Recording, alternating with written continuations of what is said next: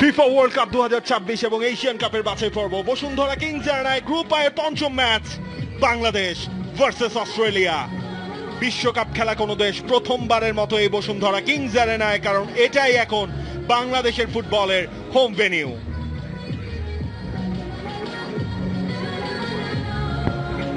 Kings এরিনায় দর্শকদের উপস্থিতি সেটার শেষ হোম ম্যাচে।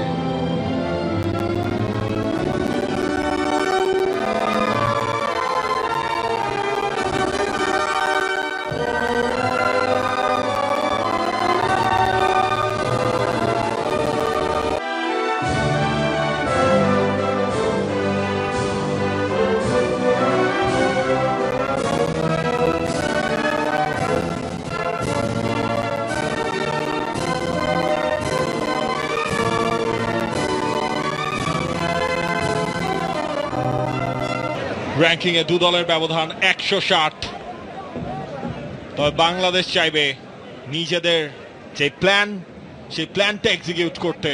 এই ম্যাচের ম্যাচ অফিসিয়াল হিসেবে যারা দায়িত্ব পালন করবেন, জনসন ফু সিঙ্গাপুরের অ্যাসিস্ট্যান্ট রেফারি, মিন্থল্যান্ড অশোক রাজ জিভার্জা। এর কাছে রায়ান একটা লং রেঞ্জে ট্রাই করবেন কিনা, ভিতরে দিয়েছিলেন তারিক কাজী, তিনি সেটা ক্লিয়ার করে দিয়েছেন। কর্নার কিক, এবং এই ধরনের কর্নার কিক বাংলাদেশের জন্য মহা মুশকিল। যত কম সেট পিস কনসিড করা যায় তত বেশি মঙ্গল বাংলাদেশের জন্য, কিন্তু এই জায়গায় আর কোনো উপায় হচ্ছে নিজেদের পেনাল্টি এরিয়ায়, এবং সেখান থেকেই লাস্ট ম্যান ক্লিয়ারেন্স মেহেদী হাসান মিঠু। রোস্টেজ, আরো একটা ক্রস, আরো একবার মিচেল ডুক ভয়ঙ্কর হয়ে উঠেছিলেন। তপু বর্মন অবশ্য পাহারায় রাখছিলেন। ম্যাচের একদম শুরু থেকেই অস্ট্রেলিয়া জেকে বসেছে। কেভি চাচ্ছিল, তবে এবার বাংলাদেশের জন্য বিপদের কারণ হচ্ছে না। মিতুল মারমার সামনে এগিয়ে ক্রস বক্সের ভেতরে ইসা ফয়সাল ক্লিয়ার করেছেন। থ্রু পাস, এবং সেই জায়গায় শেষ পর্যন্ত বলটা ক্লিয়ার করেছে বাংলাদেশ। মেহেদী মিঠু ছিলেন, তবে আরো একটা কর্নার কিক। লম্বা সময় পর ন্যাশনাল টিম রোলস, সবাই রয়েছেন পেনাল্টি এরিয়ায়। হৃদয় তার হেডার, ঢুকে পড়েছেন ফুল ব্যাক একাই, এবং সেখানে রেফারি বলছেন কোনো সুযোগ নেই। শেষ মুহূর্তে চমৎকার ট্যাকল। তিনজন বাংলাদেশি ফুটবলার সেখানে ছিলেন। হৃদয় লাখ মুহূর্তে তিনি দুই ফুটবলারই দলকে তুলেছেন বুন্দেসলিগায়, এবং 13 বছর পর রাকিব তার কন্ট্রোলে পেছন থেকে এসে সেই বলটা ক্লিয়ার হলো, এবং বাংলাদেশ পেয়ে যাচ্ছে একটা থ্রোইং। রাকিব দারুণভাবে বলটা মাথায় নিয়ে খানিকটা স্পেস তৈরি করে এরপর দৌড়টা দিয়েছিলেন। শেষ পর্যন্ত রাওয়েলস তিনি গিয়ে ওই জায়গাটুকু কভার করেছেন। রাকিব চেষ্টা করেছিলেন তাকে কাটিয়ে যাওয়ার, টার্ন করলেন, বসের সাপ্লাই হেডারটা হয়েছে হৃদয়। অস্ট্রেলিয়া যেটা অনুমিত ছিল, এবং ঘুরে ফিরে আরো একটা কর্নার কিক অস্ট্রেলিয়া আদায় করে নিয়েছে, এবং সেই কর্নার কিক থেকেই লাফিয়ে ওঠে। এটা করতে গিয়ে অস্ট্রেলিয়া শেষ পর্যন্ত পারেনি, এবং মিতুল মারমা সেখানে ঠেকিয়ে দিয়েছেন, এবং গোল কিক বাংলাদেশ পেয়ে যাচ্ছে। একটা কর্নার কিক বৃথা যায়, বাংলাদেশ যেন দম ফেলে বাঁচে। এবং দেখুন 12 মিনিটের মধ্যে বেশ কয়েকটা অলমোস্ট বল তারিক কাজী সেখানে ছিলেন। মিচেল ডিককে, ইরান খুন্দা এখনো তার কন্ট্রোলে। ইরান খুন্দা শট, মিতুল মারমা জোনটা কভার আপ করলেন, দেখে শুনে বলটা ছাড়লেন।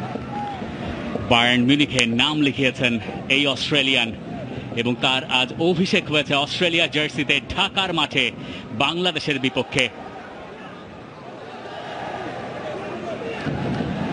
তবে এবার কিন্তু বাংলাদেশের ডিফেন্ডিং লাইনের পেছন থেকে ইয়াঙ্গি, তার যে সাপ্লাই মিচেল ডুকের জন্য ছিল সেটা খুব একটা ফ্রুটফুল হয়নি। অস্ট্রেলিয়ার বল পজিশন বাংলাদেশের কাছে, সেখানে রাকিব ফিরেছেন বাদিক থেকে আরো একটা ক্রস, এবার ফার পোস্টে টার্গেট ছিলেন ইরান খুঞ্জা। বেঁচে গেছে বাংলাদেশ আরো একবার। জ্যাকসন আরভাইন আরো একবার ফিরতি পাস চলে গেছে তার কাছে, এবং ফিরতি কর্নার কিক অস্ট্রেলিয়ার জন্য। ক্লাব সতীর্থ আরো একটা ক্রস ইয়াঙ্গির জন্য। ইয়াঙ্গি লাফিয়ে উঠেছিলেন, তবে মিতুল মারমা তার হাতে তিনি বল নিয়েছেন।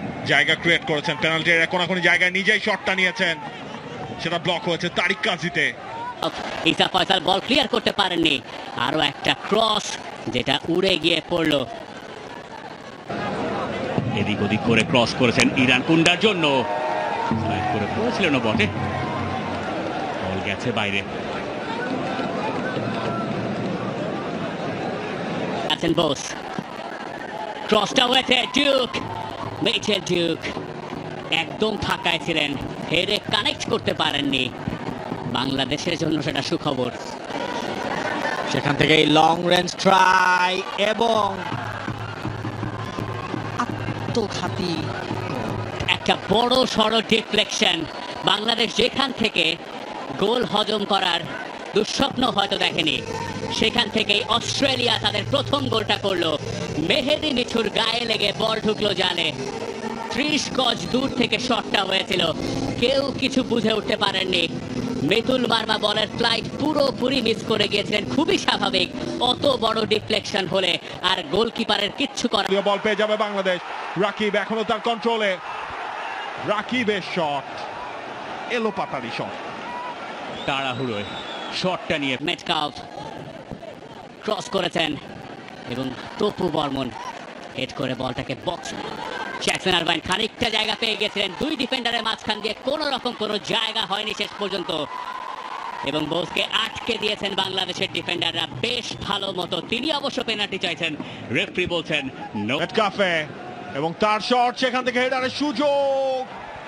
ফার্স্টে মিস, সেকেন্ডটা হয়েছিল, তবে সেটা পাওয়ার ছিল কম। চমৎকার একটা ডেলিভারি ছিল এবং এই ধরনের আছে দেয় একজন ডামি হয়েছে। এরপর যে শট, সেখান থেকে এই হেডারটা হ্যারি শটার তিনি করেছিলেন।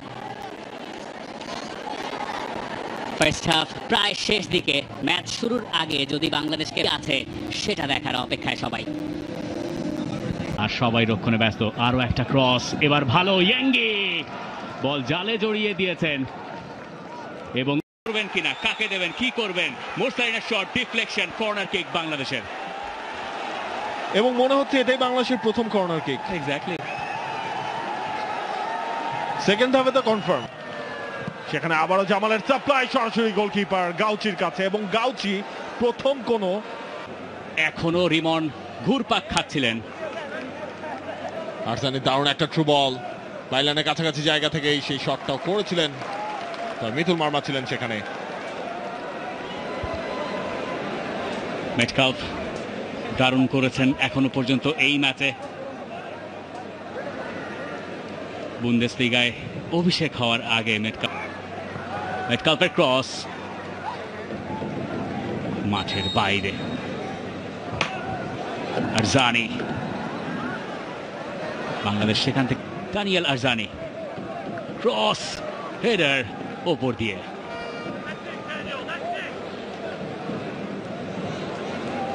বস তিনি নিয়েছিলেন সেই হেডারটা আরজানির সাপ্লাই থেকে। স্ট্রেইন, আরফান, মেটকাফে ছিলেন সেখানে। انت بنت مين وخرجت من بيتكم في الوقت ده ليه؟ الخلخال، خلخال العزيز. اترعبت الست اول ما سمعت سيرة الخلخال، والتفتت بالراحة علشان تشوف شكلها، وبمجرد ما شافتها صرخت وفقدت الوعي، وهي اتحركت للسلم المؤدي لسطح البيت، دخلت غرفة، وتاني يوم في مكان